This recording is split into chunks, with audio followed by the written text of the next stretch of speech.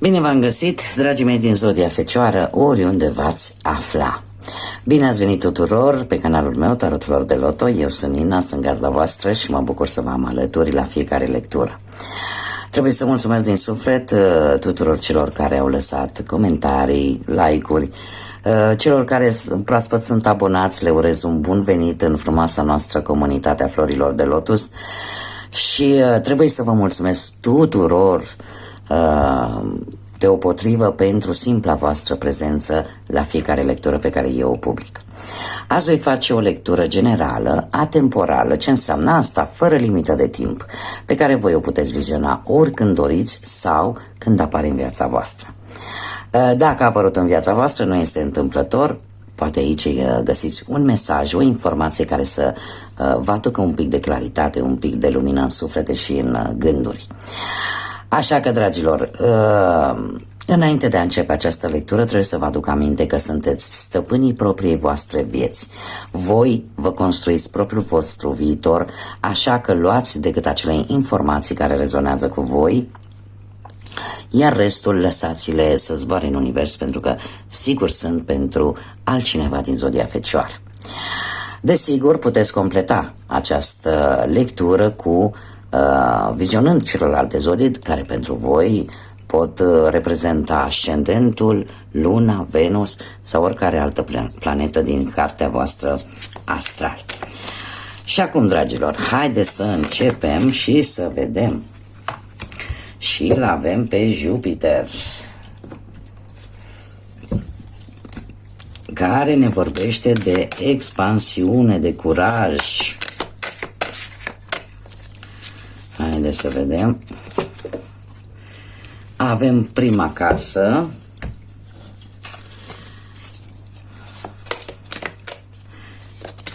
Și încă o carte, te rog.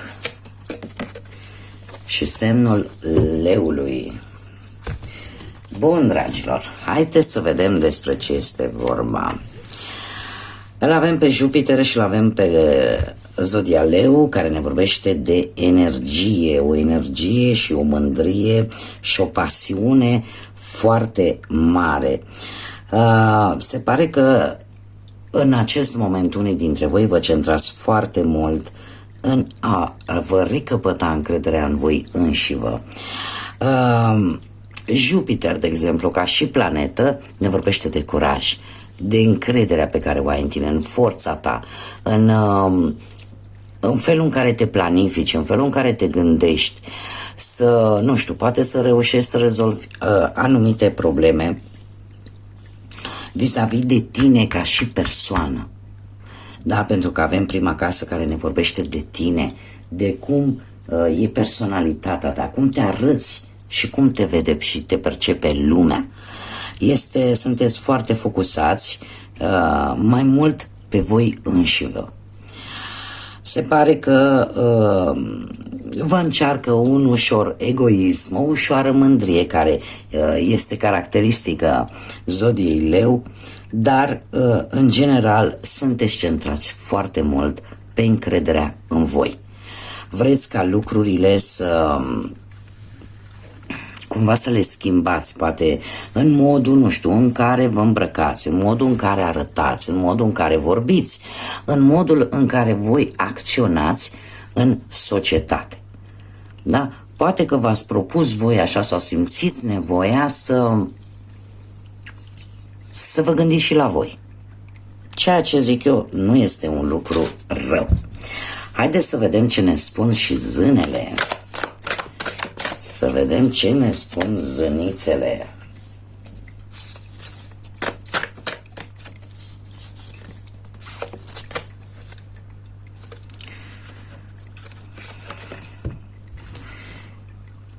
Cărarea secretă, poteca secretă. Și avem numărul 44, care este un număr maestru și care ce credeți că ne spune? Ne vorbește despre importanța de a avea un scop bine precis în viață, de a fi integri și, bineînțeles, cum să nu, doar sunteți fecioare, ne vorbește de perfecțiune, de căutarea perfecțiunii. Ce ne spune acest mesaj?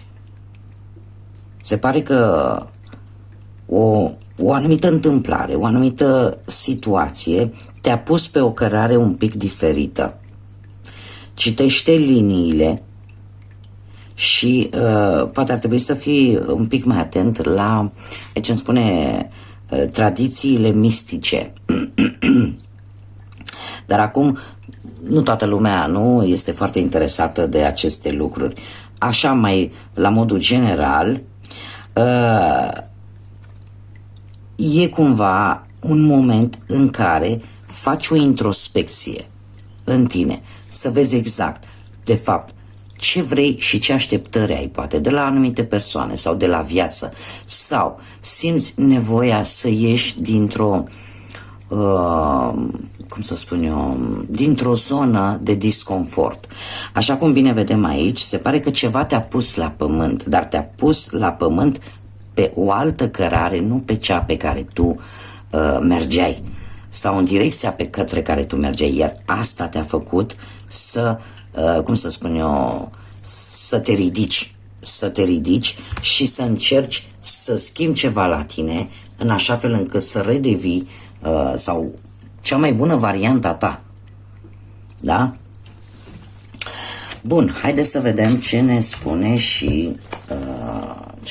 și tarotul vis-a-vis de aceste lucruri și să vedem ce energii, mesaje, sfaturi vin pentru dragii mei din Fecioară în următoarea perioadă de când ei urmăresc această lectură.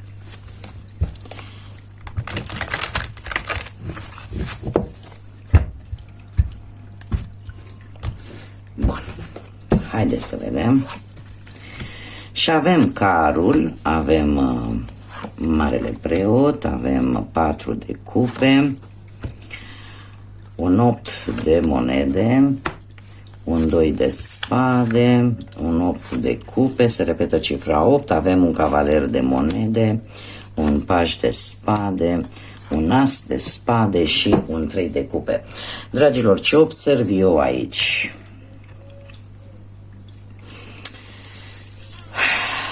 Avem foarte multe spade, care îmi vorbește foarte mult de partea asta mentală. Da? Adevărul e că a apărut cam de la începutul acestei lecturi. Situația actuală cu arcanul major carul ne vorbește despre posibil călătorii, posibil mijloace de transport. Avem semnul racului și eu aș spune că ori vă pregătiți de o călătorie mai lungă, ori sunteți în plină mutare, poate cu de locație, de casă, da? O schimbare. Sau poate sunteți tocmai ce ați cumpărat, poate un mijloc de transport. Dar, dacă nu vorbim nici de una, nici de alta, carul ne vorbește de o situație care necesită atenția ta. O veste foarte neașteptată și foarte rapidă a venit în viața ta, iar tu trebuie să-i acorzi atenția cuvenită. Trebuie să încerci să duci acest car, această căruță într-o direcție bună. Și atunci atenția ta este foarte, foarte bine concentrată pe o anumită situație, care poate să fie în dragoste, poate să fie în muncă. Dacă vorbim de muncă, posibil să apară anumite schimbări.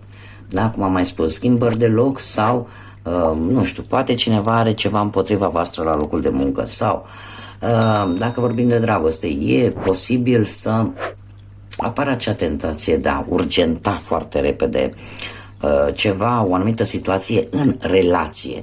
Încercați să nu o faceți, încercați să fiți cât mai, luați așa, încetul cu încetul, da? Și asta datorită unei vești pe care ați primit-o. Dar nu vă grăbiți. Da? Cu răbdarea trecem mare. Ce se poate opune?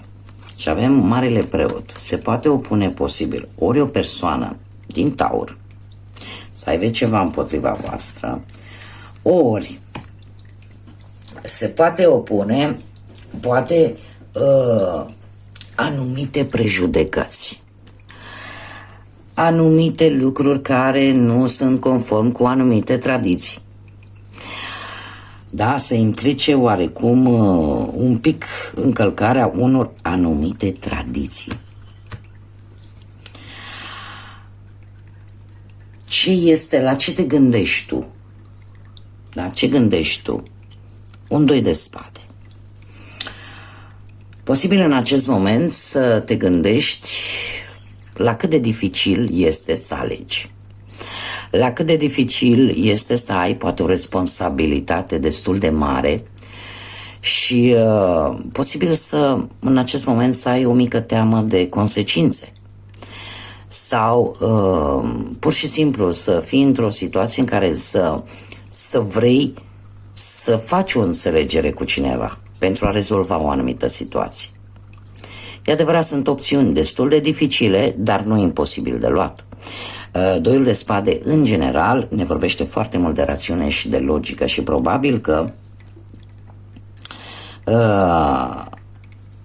vei reuși într-un final să iei decizia care trebuie, folosindu-te de aspectele raționale ale vieții, fără să te lași influențat de sentimente, de emoții, da? Să nu ai așa, să nu fii slab de înger, cum e vorba la noi, da? Și să acționezi un pic, să iei decizia cât mai, gândindu-te cât mai rațional posibil. Ce nu știi și este ascuns este că, dragule și dragilor din Fecioară, 8-ul de cupe ne vorbește de a lăsa în urmă. Este o situație.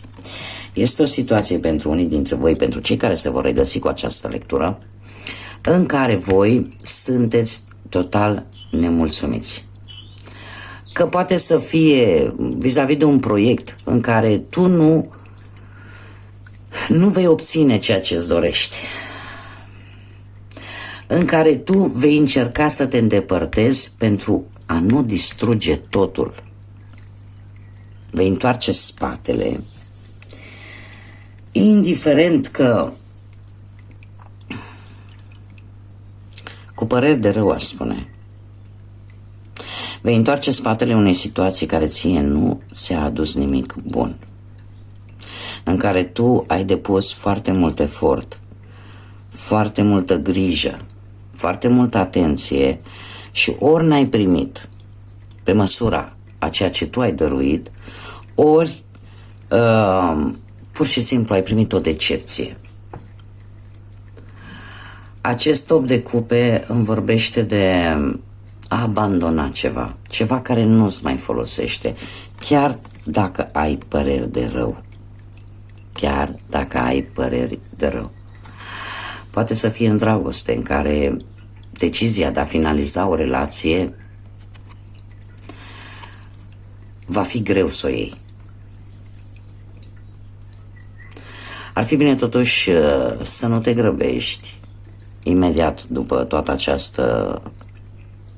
această situație, să intri imediat în alta. Mai întâi încearcă să te vindeci. Da? E o stare de... Și se pare că ce este ascuns, că indiferent cât ai da, indiferent cât ai face, se pare că într-un final vei lua decizia să lași în urmă. Și asta poate să fie... E o carte care e valabilă cam pe toate ariile vieții, da? Nu neapărat numai în dragoste. Haideți, stați așa, haideți să o luăm cu ce s-a întâmplat într-un trecut apropiat. Avem un 4 de cupe. La tine situația asta nu e de acum. Situația asta este de ceva vreme.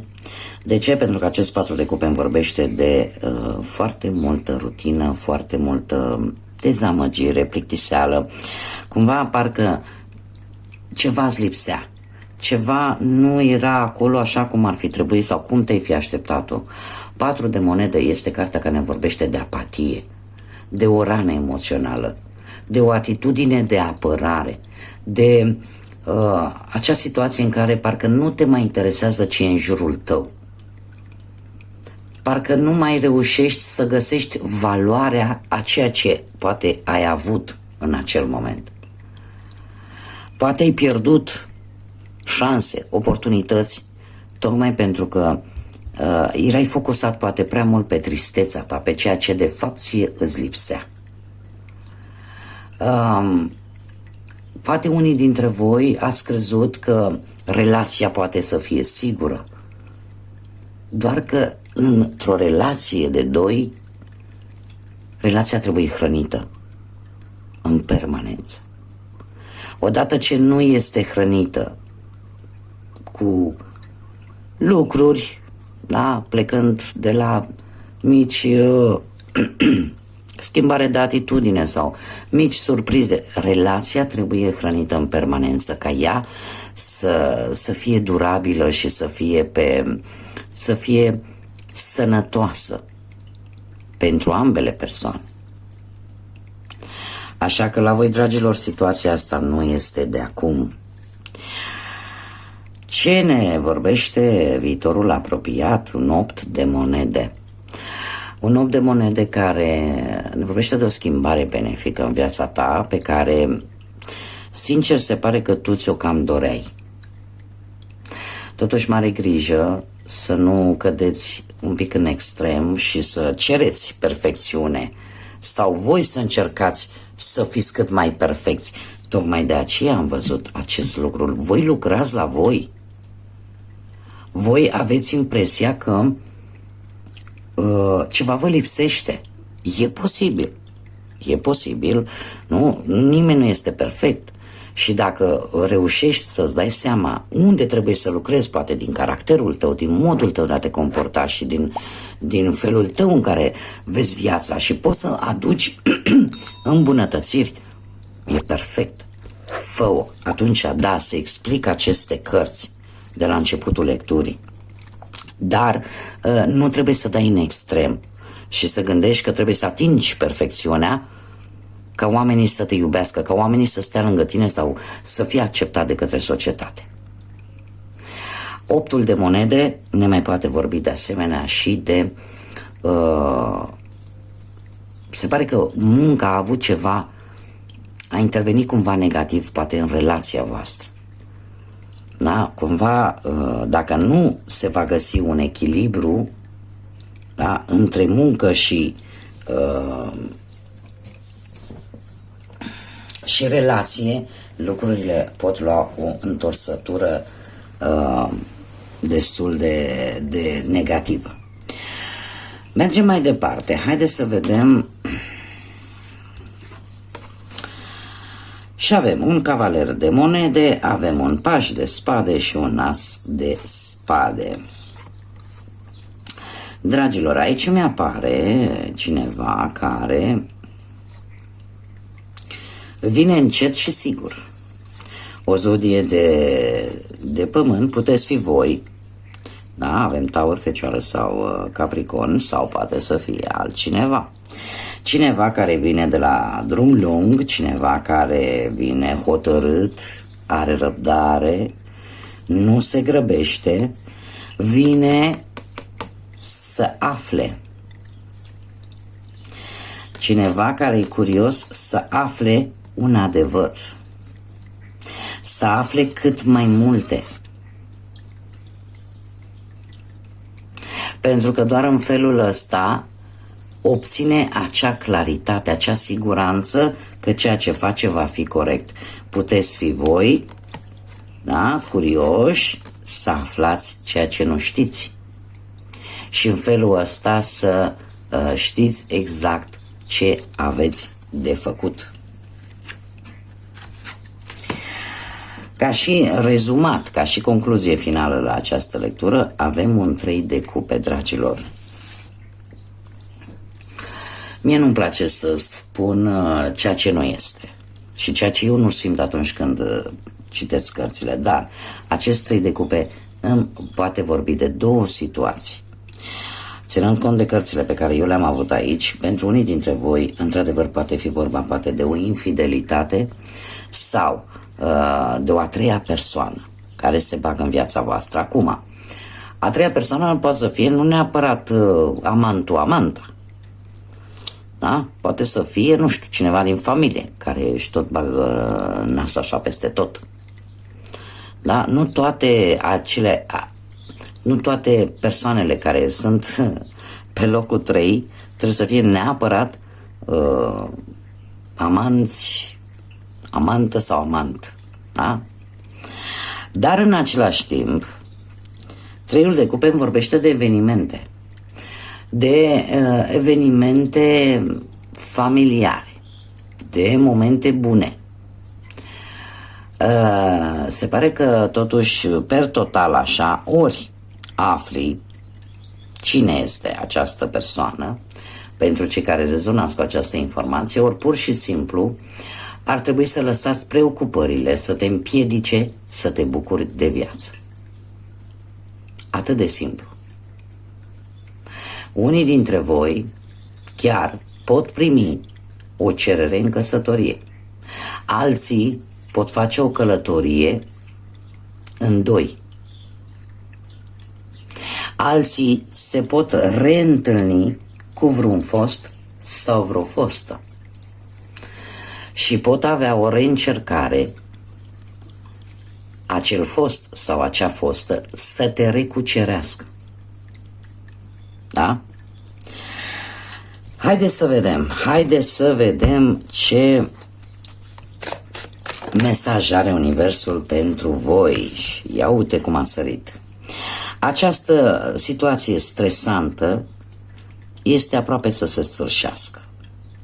Ți-am trimis toată energia pozitivă, tot ajutorul financiar și miracolele în viața ta, în așa fel încât să primești, viața ta să se schimbe și tu să primești binecuvântările care deja sunt pe drum.